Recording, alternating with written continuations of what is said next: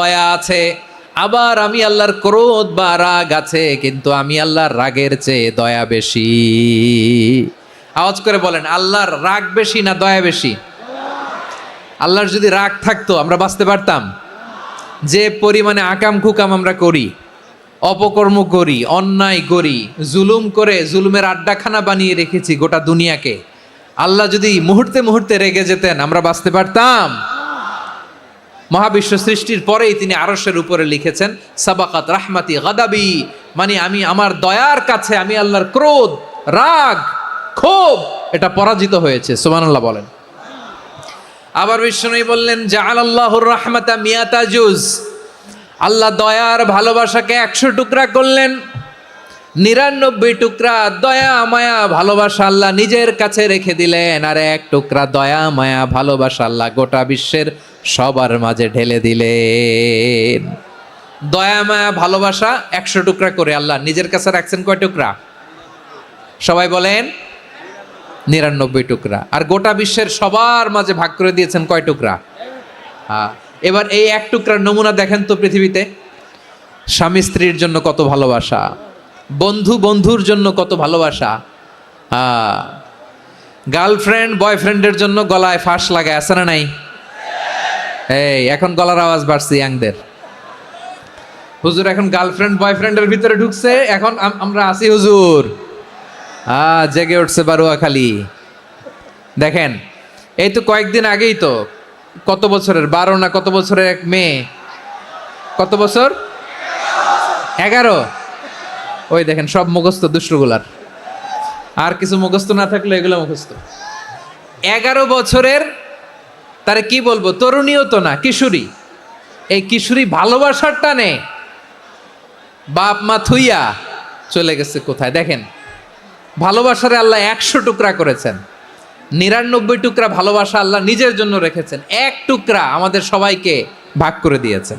যত পাখি আছে পৃথিবীতে, যত মাছ আছে, যত প্রাণী আছে, যত মানুষ আছে, যত জিন আছে, আমরা সবাই মিলে পেয়েছি ভালোবাসার কয় টুকরা? আর আরশে আজিমের অধিপতি আল্লাহ, তিনি তার কাছে ভালোবাসা রেখে দিয়েছেন কয় টুকরা?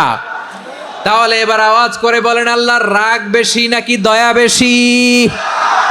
আল্লাহ তুমি দয়ার সাগর রহমানুর রহিম, তোমার দয়ায় পূর্ণ আমার সারা নিশিদিন। সবাই পড়েন, আল্লাহ তুমি দয়ার সাগর রহমানুর রহিম, তোমার দয়ায় পূর্ণ আমার সারা নিশিদিন। আল্লাহু আকবার।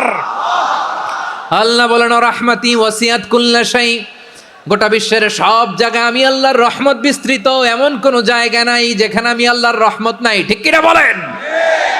এমন কোন জায়গা নাই আমি আল্লাহর রহমত নাই। আমি আল্লাহর রহমত ছাড়া গাছের একটা পাতা নড়ে না, আমি আল্লাহর দয়ার রহমত ছাড়া গাছের একটা পাতা পড়ে না, আমি আল্লাহর দয়ার রহমত ছাড়া আকাশ থেকে 1 ফোঁটা বৃষ্টি ঝরে না। তিনি হলেন রহমান, তিনি হলেন রাহিম। ঠিক কিনা বলে? আল্লাহরে চিনতেছেন? আলোচনার বিষয় কি? আসুন আমাদের রবকে চিনি। তিনি হলেন আর রহমান, তিনি হলেন আর রাহিম। তার দয়ার কোনো শেষ নাই, তার মায়ার কোনো শেষ নাই।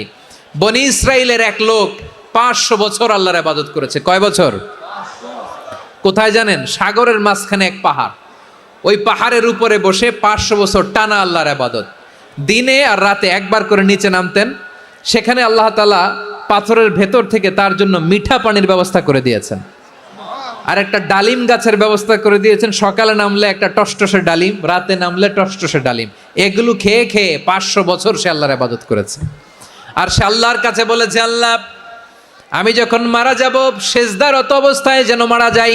ঠিকই আল্লাহ সেজদারত অবস্থায় সাইয়েদনা আজরাইলকে পাঠিয়ে দিলেন। সেজদারত অবস্থায় লোকটা মারা গেল। 500 বছর ইবাদতের পরে আল্লাহর দরবারে কিয়ামতের কঠিন ময়দানে যখন লোকটা হাজির হয়ে যাবে, আল্লাহ বলবেন আদখিলু আবদি আল জান্নাতা বিরহমাতি, আমার বান্দাকে আমার দয়া আমার ভালোবাসা দিয়ে জান্নাতে ঢুকায়া দাও।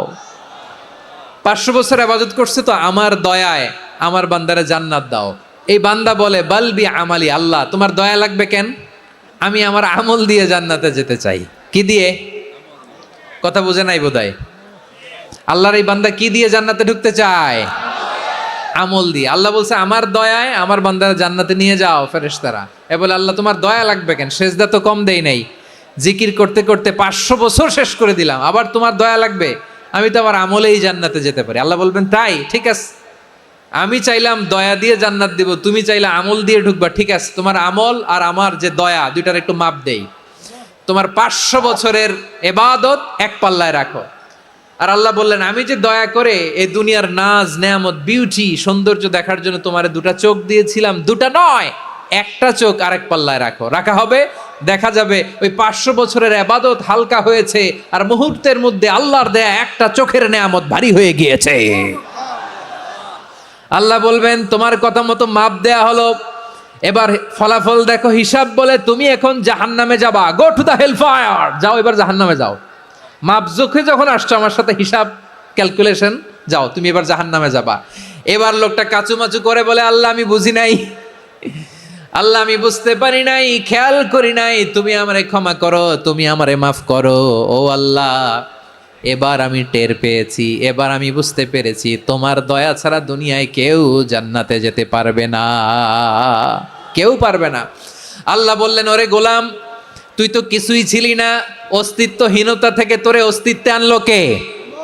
ওই ছোট্ট শুক্রাণু থেকে মায়ের পেটে 9 মাস ধরে খাবার দিয়েছে কে? আবার সুস্থতার সাথে দুনিয়ার বুকে তোরে ডেলিভারির ব্যবস্থা করে দিল কে? আবার তোর মায়ের বুকের ভেতরে 2টা খাবারের লাইনের ব্যবস্থা করে দিল কে? আবার তোকে শৈশব পেরিয়ে কৈশোর পেরিয়ে তারুণ্য, তারপরে যৌবন, এগুলো দান করলো কে? তার চেয়ে বড় কথা, পাহাড়ের মাঝখানে সাগরের মাঝখানে 500 বছর ইবাদত করার শক্তি তোর গায়ে দিয়েছে কে? এই সাগরের মধ্যে লোনা পানি লবণের পানি মুখে দেয়া যায় না, সেখান থেকে আমি পাহাড়ের ভেতর থেকে মিঠা পানির ব্যবস্থা করে দিলাম, ওই জায়গায় তোরে রিজিকের বন্দোবস্ত করলো কে? সকাল বিকাল 2 বেলা টসটসে ডালিম খাওয়ার ব্যবস্থা করে দিল কে? তোর আবদার ছিল আল্লাহ আপনি আমারে সেজদারত অবস্থায় রুহু কবজ করবেন, তোর শেষ আবদারটাও পূরণ করেছে কে? ও গোলাম আমার রহমতের তুলনায়, আমার নেয়ামতের তুলনায় তোর 500 বছরের ইবাদতের কোনো ওজনই হবে না। গোটা বিশ্বের কেউ কোনোদিন আমার জান্নাতে ঢুকতে পারবে না আমি আল্লাহর দয়া ছাড়া। হুয়ার রহমানুর রহিম, তিনি দয়াময়, তিনি মেহেরবান। জিব্রাইল আলাইহিস সালাম বিশ্বনবীর এই লম্বা হাদিসটা যখন শোনালেন, আমি যা যা বলছি এটা বিশাল এক হাদিসের অনুবাদ, বললেন ইয়া মুহাম্মদ এই দুনিয়ার সবটাই চলে আল্লাহর রহমত দিয়ে। হাদিসের শেষ কথা, সব চলে আল্লাহর কি দিয়ে? তখন বিশ্বনবী সাহাবাদের বললেন ও সাহাবারা শোনো, আল্লাহর জান্নাতে কেউ কোনোদিন প্রবেশ করতে পারবে না তার রহমত ছাড়া। সাহাবারা বললেন ইয়া রাসূলুল্লাহ আপনিও না, আপনিও কি আল্লাহর রহমত ছাড়া প্রবেশ করতে পারবেন না? বিশ্বনবী বললেন না আমিও না, আমি বিশ্বনবীও আল্লাহর জান্নাতে আল্লাহর রহমত ছাড়া ঢুকতে পারবে না, তবে কিয়ামতের দিন আল্লাহর রহমত আমার চারদিকে বেষ্টনী দিয়ে থাকবে। আল্লাহ নিজের পরিচয় দিয়ে বললেন আলিমুল গায়বি ওয়াশ শাহাদাতি হুয়ার রহমানুর রহিম, আমি হলাম রহমান, আমি রাহিম। আল্লাহরে চিনছেন? ও বারোখালীর ভাইয়েরা আপনার রবকে চিনতে পারতেছেন? তিনি দয়ার সাগর, তিনি মায়ার সাগর। তার দয়ার সাগর যে কত বড় আপনার কল্পনাতেও নাই। এজন্য আপনার পাপ যত বড় হোক, অন্যায় যত বড় হোক, অপরাধ যত বড় হোক, আপনার জুলুম যত বড় হোক, আল্লাহর রহমান নামের দরিয়া তার চাইতেও বড়।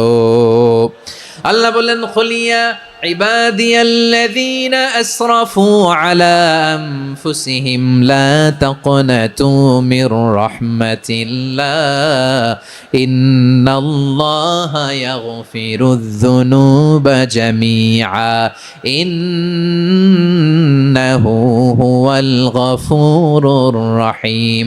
ও আমার গুনাহগার বান্দারা শোনো, জুলুম করেছো, ভুল করেছো, অন্যায় করেছো, আল্লাহর রহমত থেকে নিরাশ হয়ো না। আমরা বিশ্বাসীরা কশিনকালেও আল্লাহর রহমত থেকে নিরাশ হব না, ঠিক কিনা বলেন? আল্লাহর রহমত থেকে নিরাশ হবেন?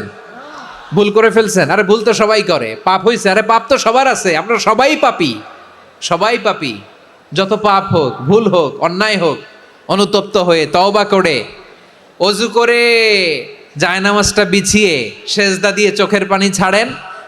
চোখের বেয়ে পড়া পানি আল্লাহর কাছে যে কত প্রিয়। অনুতপ্ত বান্দার চোখের পানির ফোঁটা তার চোখ বেয়ে, নাকের ডগা বেয়ে জমিনে ড্রপ করার আগেই আল্লাহর ওই বান্দার সব গুনাহ মাফ করে দেয়। আল্লাহ বললেন, আমি রহমানুর রহিম, আমি দয়াময়, আমি মেহেরবান। এরপর আল্লাহ বললেন, হুয়াল্লাহুল্লাযী লা ইলাহা ইল্লা হুয়াল মালিকুল কুদ্দুসুস সালামুল মুমিন। হুয়াল্লাহুল্লাযী, তিনি এমন আল্লাহ, লা ইলাহা ইল্লাহু, তিনি ছাড়া কোনো ইলাহ নাই, আল মালিক, তিনি হলেন আল মালিক। দুইটা শেষ, আর রহমান আর রাহিম শেষ। এবার আল্লাহ 3 নম্বর গুণবাচক নামের পরিচয় দিচ্ছেন। আল্লাহ বলছেন, আমি হচ্ছি আল মালিক। আমি কি? মানে সম্রাট। আল মালিক মানে হচ্ছে দ্য কিং অফ কিংস, সব রাজার বড় রাজা, মহারাজা। তার চেয়ে বড় রাজা আর কেউ নাই, তার চেয়ে বড় সম্রাট আর কেউ নাই, তার চেয়ে বড় ক্ষমতাধর সত্তা মহাবিশ্বে দ্বিতীয় কেউ নাই। চিৎকার করে বলেন ঠিক কি না? তিনি আল মালিক। আল মালিক মানে ক্ষমতাধর, ক্ষমতার মালিক, রাজা ধীরাজ বাদশাহ। তার ক্ষমতা আর আমাদের ক্ষমতা একরকম নাকি? হ্যাঁ, আমাদের দুনিয়াতে ক্ষমতা অস্থায়ী ক্ষমতা, ঠিক কিনা বলেন? আইজ আছে কাল নাই, এরকম না ক্ষমতা? আল্লাহর ক্ষমতাও তো এরকম না, আইজ আছে কাল নাই এরকম। দুনিয়াতে দেখবেন কোন দেশের প্রেসিডেন্টের 4 বছরের ক্ষমতার মেয়াদ, কোন দেশে 5 বছরের। আল্লাহর কয় বছরের? 10 বছরের নাকি 20 বছর, 100 বছর। আল্লাহর ক্ষমতার মেয়াদ কতদিন বলেন? বুঝে থাকলে বলেন তো। চিরকাল তার ক্ষমতার মেয়াদ। চিল্লায় বলেন ঠিক কিনা? নিরঙ্কুশ ক্ষমতা, একচ্ছত্র ক্ষমতা বলতে যা বুঝায়, এই ক্ষমতা একমাত্র আল্লাহরই আছে। আমাদের ক্ষমতার জন্য আমরা ডিপেন্ড করতে হয়, ওর ডিপেন্ড লাগে, ওই জনমত নেওয়া লাগে, ওই জনগণের কাছে যাওয়া লাগে, ভোট চাওয়া লাগে। এরা ভোট দিলে এরপরে আমরা আসবো, ঠিক কিনা? আবার জনগণ না চাইলে আমরা নাই। আল্লাহর ক্ষমতা কি এরকম? হ্যাঁ। আবার দেখবেন দুনিয়াতে ক্ষমতায় যাওয়ার জন্য জোট করা লাগে, জোট। জোটের রাজনীতি আছে না নাই? জোট হয়, শরিক হয়, এই হয়, সেই হয়, নানাভাবে দুনিয়াতে ক্ষমতায় আসতে হয়। আল্লাহ বলে, আমার ক্ষমতার জন্য কারো উপর বিন্দু পরিমাণ আমার ডিপেন্ড করা লাগে না।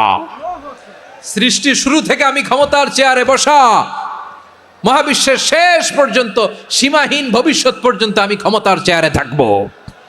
আমি হলাম আল মালিক। আমার ক্ষমতার কোনো কমতি নাই, কোনো ঘাটতি নাই। কেউ আমার ক্ষমতা থেকে নামাতে পারবে না। পারা যাবে? এই যে আমরা ফ্যাসিস্ট সরকারের যে আপনারা নামাই দিছেন গণ অভ্যুত্থান করে, মনে আছে? 5ই আগস্টের কথা ভুলে গেছেন এত তাড়াতাড়ি? মনে আছে? আছে। তা আমরা সবাই মিলে যদি একটা গণ অভ্যুত্থান করি, তাইলেই তো আল্লাহর ক্ষমতার চেয়ার থেকে নামায় ফেলানো যায়।